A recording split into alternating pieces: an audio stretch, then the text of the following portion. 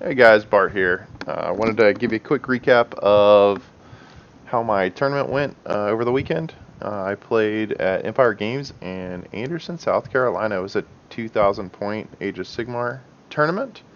Um, so basically, this was 3 rounds, just a one-dayer.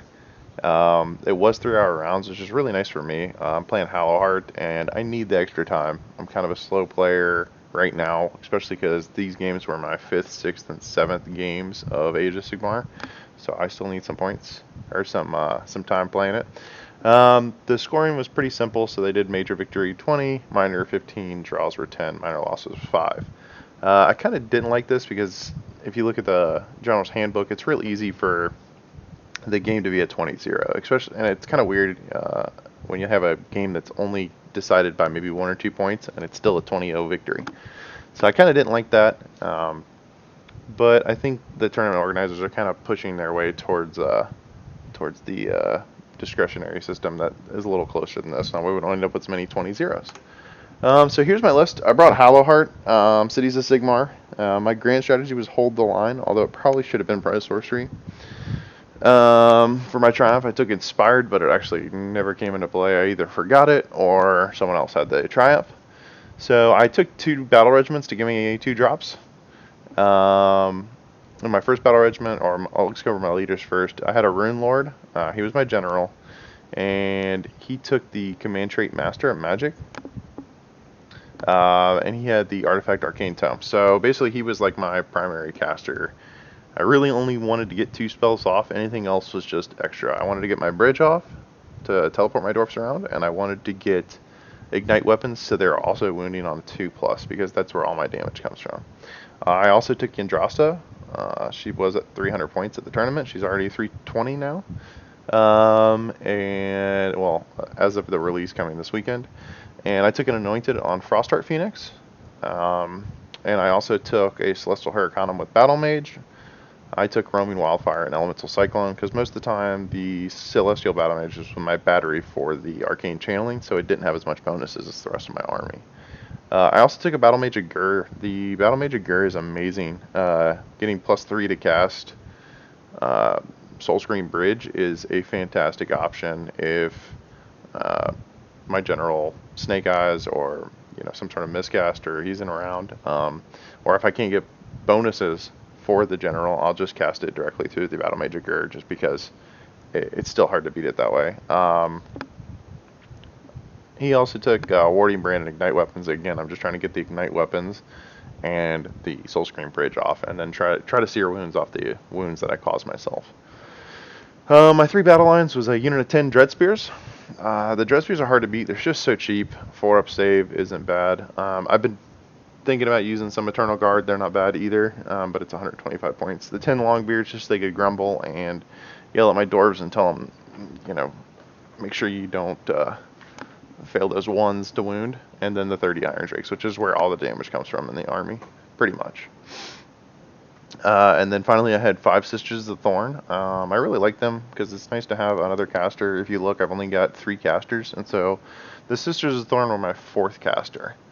And then finally the Soul Screen Bridge. And you can't run this list anymore, like I said, because I had 15 points remaining, and they added 20 points to Yndrasta. So I'm already working on a new list that's going to be a 1-drop, because I think 1-drop is kind of my answer to Archaon. If I go first, I can pretty much kill Archaon turn 1. There's very few ways that people can actually protect Archaon, especially with how big he is, other than hiding him in the very back of the, map, and they don't get to go 1 turn. All right, so my first round was against a guy named Chris. That giant model over there was his Archaon. It was a 3D printed, and I think he actually bought the actual Archaon model for it too. It's kind of cool. But yeah, the model was really nice. He was a 1-drop, so I kind of attempted to start. I had to set up first, so I started to castle back here in hopes that he would think that I can't do anything, and then I could just alpha and remove Archaon from the board. But he was smart enough not to do that, so he just ran everything forward, got all those buffs on Archaon, so basically I can't kill Archaon anymore. And he got 6 points by holding all 3 points and getting Monstrous Takeover. When we rolled on my turn, I kind of spread some stuff out. I brought the Frost Phoenix in. My goal was to charge that on the flank. I did not uh, use Soul Scream Brin this turn. It just didn't seem like it was going to be useful. I did roll a 6 for Arcane Channeling, which is kind of scary. It means all my spells go off, but that's 6 wounds on my Hurricanum, which is tough. And then when I healed the Hurricanum, I only healed 1 wound. So I was kind of worried about that because that means next turn if I roll another 6, the Hurricanum dies, I don't get my bonus, and that's real bad. So I buffed everything up again, and like I said, I did not cast the bridge. I did shoot the unit of Varangard. You can barely see it underneath Archaon's wing right there, but I shot them pretty much off the board. They had a few wounds left. Yandrasta shot, and the Hurricanum shot them as well. And then Yandrasta had to charge in to finish it off, which was a little more than I expected to have to use to do that. But kind of is what it is. I ended up achieving 4 points for this turn, putting me down 4 to 6 going into the next turn. But the problem was Chris knew who was going next, so he knew I was getting the double turns. Kind of why he was hanging out there. My Frostheart Phoenix then didn't have any of his buffs, which was kind of rough. So I used Arcane Channeling on my sisters, and I rolled a 5. And I pretty much had to do it on the sisters because I really didn't want to kill my Hurricanum. I healed up the Hurricanum with Seer Wounds again. And I used my shooting to remove the War Shrine, and I actually did a few wounds to Archaon. But I did make 2 big mistakes. One, if you see how far up those Dread Spears are pushed, it leaves a real big teleport pocket here in the back. And I kind of knew about it, but I kind of wasn't too worried about it. I was like, oh, a 9-inch charge is tough. But it's Marauders, and I did not know that Marauders basically all but guarantee a 9-inch charge because when they charge, they get a +1 to charge first of all, and then they change one of the dices to a 6. So you're talking about even if they rolled Snake Eyes, it's a 6. He changes 1 to a 6 and then adds +1 to it. He's got an 8-inch charge immediately. So he just needs to have a 2 in his roll or higher. So I also removed my Frostheart Phoenix from combat. I don't know if that was the best bet. I was kind of afraid of the Varangard last turn, and I'd already used Best Day Ever on my Frostheart Phoenix, so I didn't have it, but I could have all-out defensed him and probably kept him fine, and also done some wounds and probably killed the Varangard eventually. Anyways, what happened, I didn't do any of that, and I achieved 3 points because the primary objective was no longer underneath me. It was on the far side, basically where my Frostheart Phoenix was. I also, when I moved my Frostheart Phoenix off, I wanted to get as much ground between me and everything else as possible to limit the charge. But I don't know why I really wanted that. I probably should have just sat on that point, and that way if Chris left that point, he just gave it to me. So for turn 2, Chris did end up teleporting all of his Marauders behind me. And he ended up dealing 10 wounds to the Hurricanum, which left it at 1 wound, and I was like, okay, maybe I can keep it alive here. He easily killed the Dread Spears with the unit of 4 Varangard, or 3 Varangard, excuse me. And Archaon charged in. Iron Drakes and Yandrasta, but he actually didn't do much to him, but you can see there, I actually put Archaon to about 12 wounds at this point in time, so I wasn't doing bad. I just really needed to get the next turn to kind of finish and deal with it. So Chris ended up achieving 6 points in this turn, so that puts the game at 7 to 12. And then he got the double turn. So again, because Archaon's got the command trait, so he knows whether or not he's going to get the double turn, he got the double turn. And it actually increases the chance of that being a double turn because it's a 50-50, whereas opposed to an actual roll-off is like a 33% chance, something like that. So yeah, Chris got the double turn. Kind of put me in a bad spot. I actually thought I lost the game at this point in time because he ended up charging the Varangard in. I knew he was going to finish off the Hurricanum. But he made one mistake that kind of brought me back into the game. He charged his hero into my Phoenix, and my Phoenix killed the hero on exactly enough wounds. And it's basically what's going to allow me to retake that bottom point later. But Chris achieved 4 points, holding 2 points and completing Savage Spearhead because he couldn't get this point right here. Like I said, I thought I was kind of done here. The Hurricanum was dead. I was only down to a few dwarves. Yandrasta had been dealing with Archaon okay, but she, you can only get lucky so often. So for my turn on turn 3, like I said, I thought I was done, but I didn't have the Hurricanum, and I figured I'll just go ahead and channel on the sisters. They've got 5 wounds. They probably won't die. Well, I rolled another 5, which killed all my sisters. So I didn't get any bonus to cast. The sisters are dead, and I didn't end up getting Soul Screen Bridge off, and I think I still got the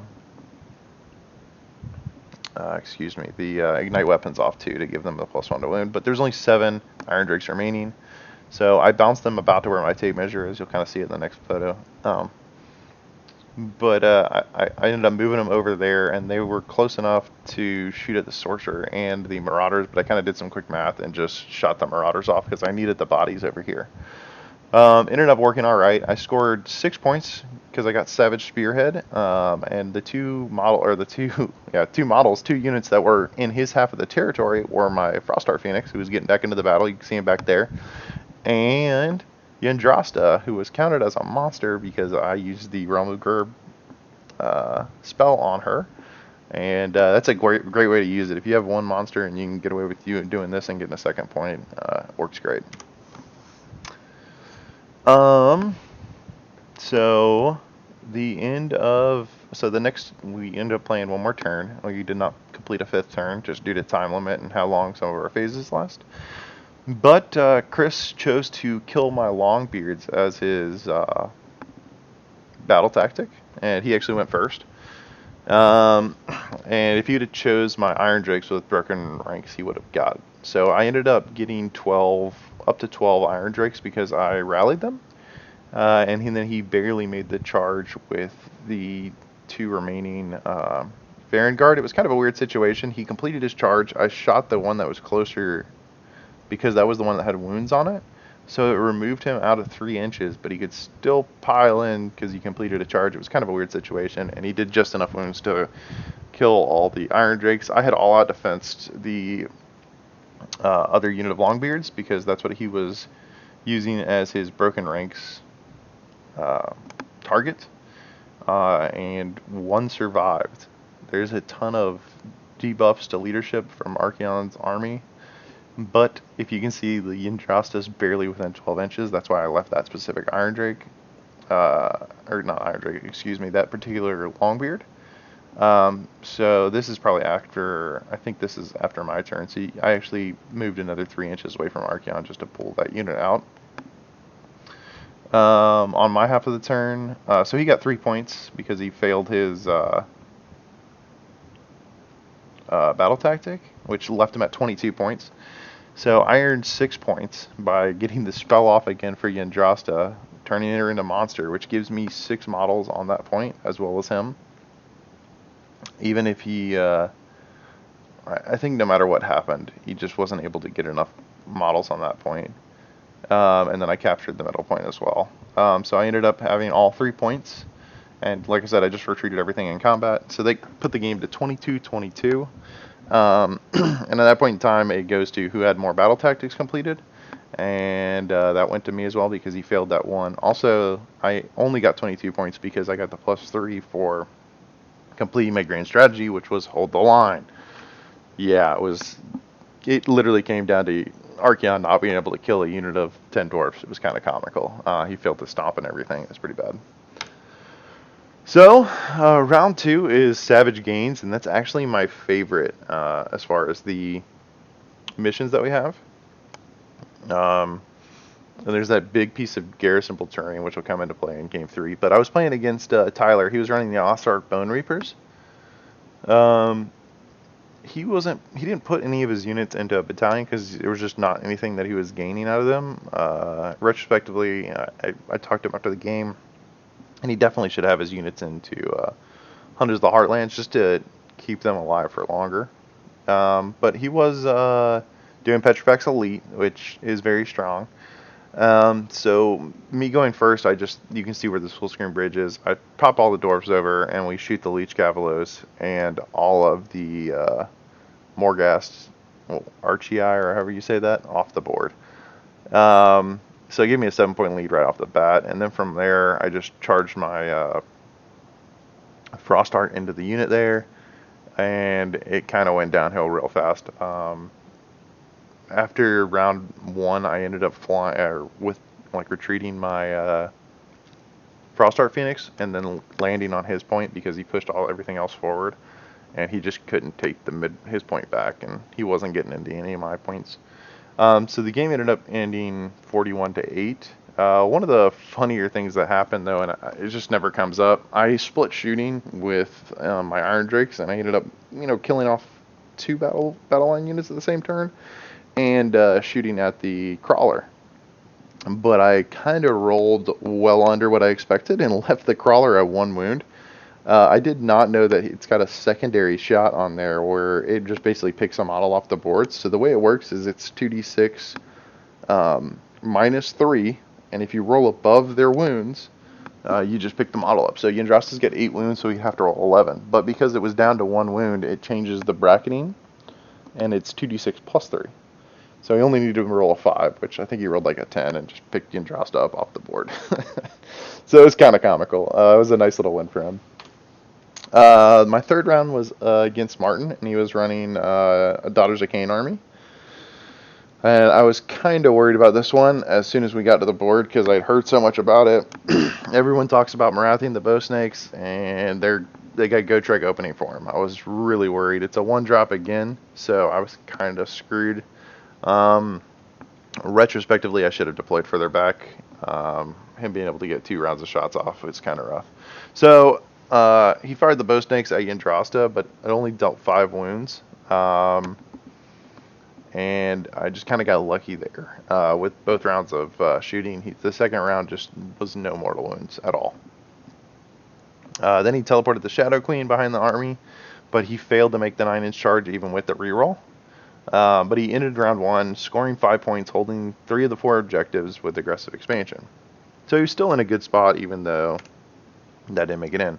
So what I ended up doing is I just wanted to ignore Marathi and try to get the, because you can see where she is at the bottom left here, or excuse me, Shadow Queen. And just try to get as many points as I could and keep that clock going and start moving around the map. So I teleported my dwarves over there on the far side of the flank, or on the far side of the board, to clear off all the battle line unit up there, which I don't even know if that was the best move. It seemed kind of boring, or it just seemed like the best of a worst case scenario. I did my mortal wounds to Marathi. I don't remember if I shot her with Yndrasta or what exactly it was, but I made sure that the clock was ticking on that as well. I garrisoned my Longbeards in that giant piece of terrain right there, which is kind of a weird piece of terrain to be garrisonable. Which put the Bow Snakes into combat with them and allowed Yndrasta to get a charge off. The only problem is when I moved over there, he rolled at 5 on Gotrek's redeploy, which put him, planted him right in the middle. So no matter where I charged with Yndrasta's big base, there was no way to get by Gotrek without bringing him in. I needed to roll an 8 or a 9, but I rolled a 7 twice in a row. So I was like, you know what? Let's give it a shot. I had healed Yndrasta full. I was like, let's see how she does against Gotrek. So I killed his hero, or his general, and then Gotrek just turned around and just murdered me. So it wasn't the best way to do it, but now I know how strong he is and know how to deal with it. My biggest mistake is my Frost Art Phoenix did not move. I forgot to move my Frost Art Phoenix down to the bottom point and capture that. I wanted to get him into those the elves down there at the bottom right off the bat, but I completely forgot to move them. Luckily for me, I don't have photos here, but I picked up the double turn. I ended up teleporting the Iron Drakes back to the middle through the exact same bridge that was there. So they teleported back, and it killed every one of the Bow Snakes except for 2. So it killed 13 Bow Snakes, and I think it also wounded another one. So it did 27 wounds on the Bow Snakes, which wasn't bad. They didn't have their buffs. They only had the re-rolling 1s to wound. So they didn't have the +1 to wound, and they did not have the extra rend. Because, like I said, I moved them to the wrong spot. I also sent the Frost Art Phoenix this time for real to take the point. It whiffed hard and only killed 4 of them. However, the way I had moved, and he he attacked first, I think, maybe. Because I think I fought with Yandrasta first. So, or I can't remember exactly how it happened, but he couldn't get enough models in to retake that point from me, the way that I had charged earlier. Martin's turn, he completed the charge with the Shadow Queen, obviously, this time, but I got to do a stand and shoot. It wasn't on her, sorry. It was on the bow snakes. The two bow snakes charged in, and he forced me to basically shoot them off the board. But I had an Arcane Bolt charged up, and I had a spell on my Dread Spears. So whenever one of my Dread Spears dies, it's on a 4-up, it does a mortal wound back to the person who dealt it, basically. And so I did that and reflected enough wounds off between those two things to get my 3 wounds and leave the Shadow King down to 3 wounds. So Gotrek charged in as well and just started murdering Iron Drakes. He scored 4 points, and that put us at a tie for 9-9 at the end of turn 2. Going into turn 3, this is right after. I think he'd picked up Marathi, but not Gotrek yet. But Marathi was right there behind the Hurricanum, and the Shadow Queen was by the Dread Spears over there. So the Shadow Queen whiffed and could not kill enough of the Dread Spears. Excuse me. And I still had my Soul Scream Bridge out, so basically when it came to my turn, I command point ran my Frostheart Phoenix to capture his point because there was nothing on it. And I ran the Deer, also known as the Sisters, into his territory while casting the Gur spell as well.